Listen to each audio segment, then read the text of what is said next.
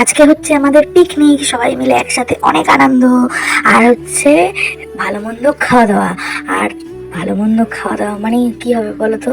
এটা হচ্ছে ফুলকপির রোস্ট, একদম গাঢ় গাঢ়। আর তার সাথে হচ্ছে দেখো দেখেই লোভনীয় বলো তো, ফ্রাইড রাইস, আর হবে চিলি পনির, তার সাথে চাটনি পাঁপড়ে মিষ্টি, এগুলো তো থাকছেই। আর আজকে শো স্টপার হচ্ছে পনির সাটে। এখানে আমার পনিরগুলো ম্যারিনেট করে কাঠিতে গাঁথা আছে। তো এখানে আমার ফুলকপিটা কমপ্লিট, আর চিলি পনিরের জন্য পনিরগুলো ভেজে নিচ্ছি, এই পনিরগুলো কোটিং করা রয়েছে। আর এখানে আমাদের রান্না মোটামুটি কমপ্লিট। পিকনিক মানেই হচ্ছে আনন্দ আর খাওয়া দাওয়া, কিন্তু নিরামিষের মধ্যেও অনেক রকমের পদ আছে যেটা দিয়ে খুব আনন্দ করে খাওয়া যায়। আর সেটা যদি হয় প্রসাদ, আমরা আমাদের আনন্দের মাঝে ভগবানকে ভুলে যাই। আমাদের সবকিছুই ভগবান কেন্দ্রিক করা উচিত। এই যে আজকের পিকনিক, এত আয়োজন, এত রান্নাবান্না, সবকিছুই কৃষ্ণ ভাবনামিত হওয়া উচিত। এটা আমাদের নিউ ইয়ার সেলিব্রেশন ছিল। তোমাদের আশা করি সবার করা হয়ে গেছে।